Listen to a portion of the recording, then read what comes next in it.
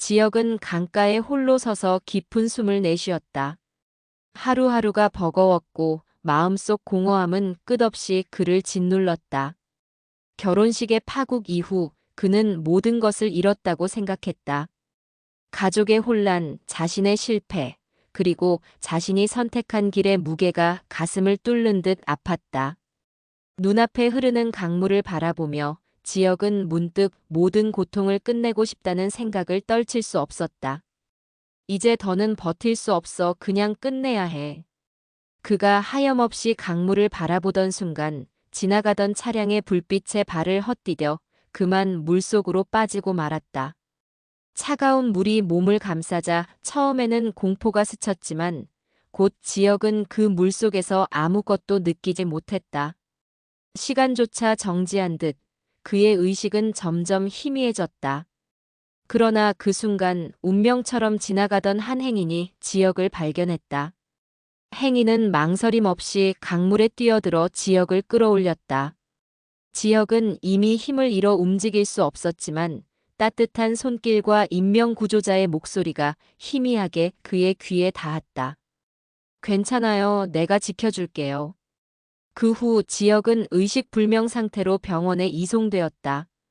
그러나 놀랍게도 그는 단순한 상처만 남긴 것이 아니라 기억의 일부를 잃었다. 의사들은 그를 안정시키며 신체적 회복뿐 아니라 기억상실증까지 겪고 있음을 알렸다. 하루하루 지역은 기억의 조각들을 떠올리려 애썼지만 과거의 가족, 결혼식, 은호, 성재 모든 것이 흐릿했다. 그의 구조자는 평범하지만 마음씨 착한 사람이었다. 이름은 조현, 지방에서 작은 카페를 운영하며 사람들을 돕는 것을 좋아하는 남자였다. 조현은 지역을 자신의 집으로 데려가 음식과 따뜻한 공간을 제공하며 회복을 도왔다. 지역은 처음에는 조현의 배려를 당연하게 생각했지만 점차 그의 친절과 따뜻함 속에서 마음의 안정을 느끼기 시작했다. 사람에게 기대는 법을 잊었던 지역에게 조현의 존재는 새로운 위안이었다. 시간은 천천히 흘렀다. 지역은 조현과 함께 요리하고 책을 읽고 때로는 공원에서 산책하며 하루를 보내는 생활을 반복했다. 기억이 없는 상태에서도 몸과 마음은 점차 회복되었고 지역은 처음으로 자신을 위한 시간을 가지며 스스로를 이해하기 시작했다. 그러나 마음 한켠에서는 여전히 이름 모를 불안과 공허함이 남아 있었다. 그렇게 1년이라는 시간이 흘렀다. 지역은 어느 날 문득 모든 기억이 돌아오기 시작했다. 결혼식에서 정보아가 떠난 순간, 가족의 혼란, 강가에 뛰어들었던 순간, 그리고 은호와 성재, 지환과 수빈까지. 머릿속에 퍼즐처럼 흩어져 있던 사건들이 하나씩 선명하게 맞춰졌다. 지역은 처음에는 혼란스러웠지만 이내 자신에게 필요한 것은 단순한 회복이 아니라 잃어버린 삶의 방향임을 깨달았다. 하지만 그때 지역에게 또 다른 인물이 그의 삶에 손을 내밀 준비를 하고 있었다. 정보아였다. 한때 결혼식장 문을 닫고 떠나 지역에게 잊을 수 없는 상처를 남겼던 그녀가 이번에는 세상에서 가장 강력한 조력자로 돌아왔다. 호주에서 옛 연인과 재회를 마친 뒤 정보아는 자신의 길을 찾으면서도 자신이 상처를 준 지역의 미래를 계속 마음에 두고 있었다. 그녀는 하늘건설 내부에 숨은 권력과 인맥을 활용해 지역을 지원할 계획을 세웠다. 과거의 상처는 결코 사라지지 않았지만 정보아는 이제 자신의 영향력을 지역의 성공에 기꺼이 투자할 준비가 되어 있었다. 지역이 기억을 회복하고 세상으로 돌아오자 정보아는 조용히 그의 앞에 나타났다. 그녀는 말없이 회사의 내부 자료와 전략을 건네며 지역에게 선택의 기회를 주었다. 이제 이지혁 씨가 다시 시작할 수 있어요. 내가 돕겠어요. 조건은 단 하나, 당신이 후회 없이 앞으로 나아가는 것뿐이에요. 지역은 처음에는 놀랐지만 그 진심과 강력한 후원자의 존재가 자신에게 얼마나 큰 힘이 되는지를 곧 깨달았다. 정보와의 지원 아래 지역은 하늘건설에서 단순한 직원이 아니라 인정받는 경영자로 자리 잡기 시작했다. 그의 능력은 회복된 정신력과 조현과의 한 해 동안의 삶에서 얻은 단단함 덕분에 더욱 빛을 발했다. 동시에 지역은 가족과의 관계를 다시 돌아보기 시작했다. 상철은 지역의 귀환 소식과 회사 내 성과를 듣고 복잡한 감정 속에서도 아버지로서의 마음을 되찾기 시작했다. 그는 평생 가족을 위해 노력했지만 아들의 실패와 상처에 마음이 무너졌던 지난 시간을 후회하며 지역과 화해를 결심했다. 지역은 상철과 만난 자리에서 처음으로 진심을 털어놓았다. 아버지, 저도 많이 부족했습니다. 하지만 이제 잃어버렸던 시간과 자신을 되찾고 다시 시작하려 합니다. 상철은 눈시울을 붉히며 아들의 손을 잡았다. 내가 그렇게 말해주니 다행이다, 지혁아. 이제부터는 우리가 함께 이 길을 걸어가자. 그렇게 아버지와 아들의 관계는 새롭게 회복되었고 지혁은 가족의 신뢰 속에서 마음의 안정을 되찾았다. 하지만 그 사이 은호와 성재는 이미 서로의 마음을 확인하고 가까운 사이로 발전해 있었다. 성재는 은호에게 결혼을 약속했고 은호는 그를 통해 안정과 사랑을 느끼고 있었다.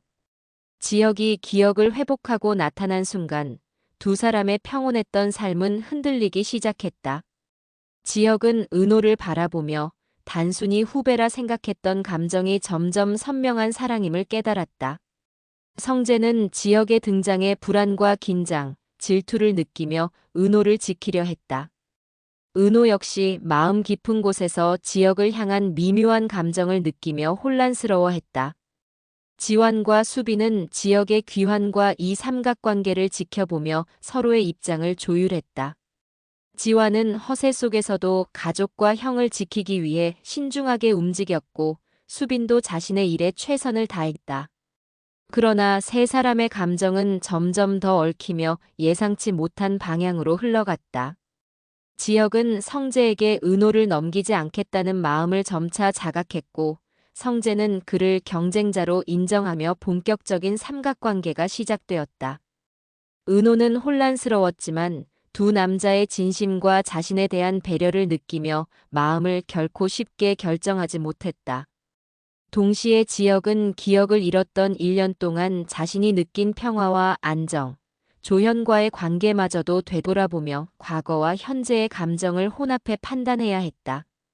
드디어 지혁은 자신에게 솔직해지기로 했다.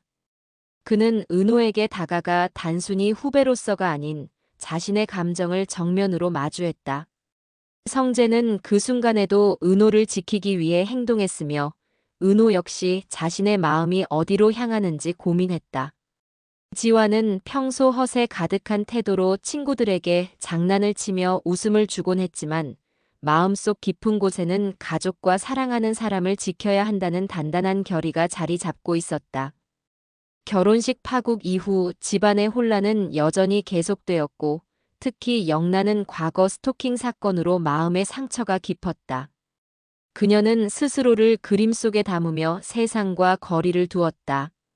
작업실에서 붓을 잡고 캔버스를 마주하는 순간만이 그녀에게 일상의 불안과 공포를 잠시 잊게 해주는 유일한 시간이 되었다. 지환은 영란을 위해 운전기사 제안을 받아들였다. 단순한 운전을 넘어 그녀의 안전을 지키는 역할을 맡기로 결심했다.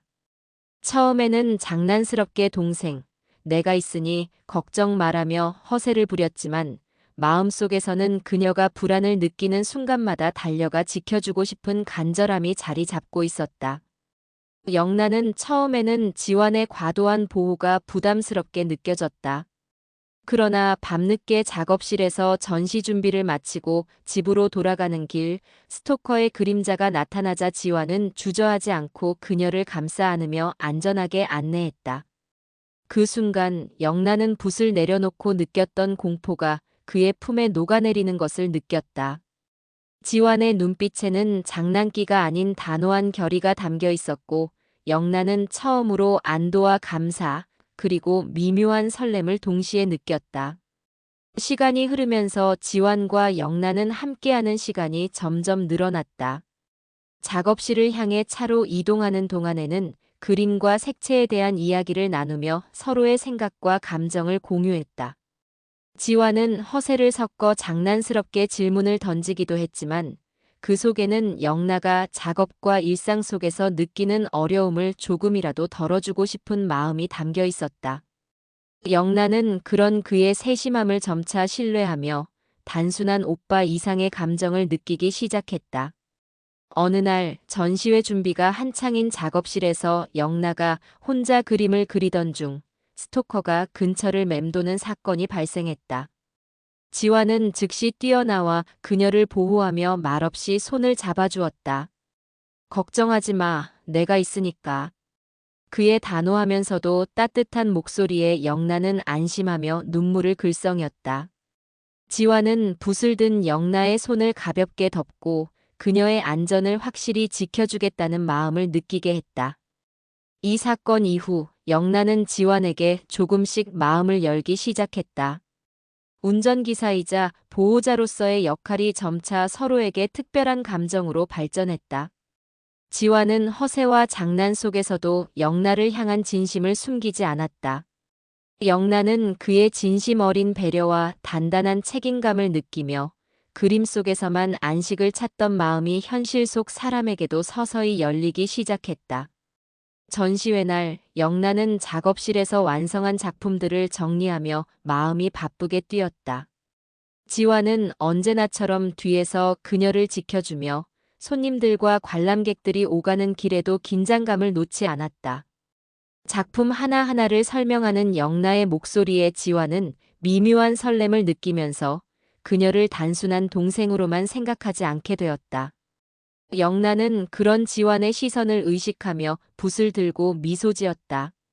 그러던 어느 날 지환이 작업실로 영나를 데리러 갔을 때 그녀는 새로운 작품에 몰두하며 밤 늦게까지 붓을 놓지 않았다.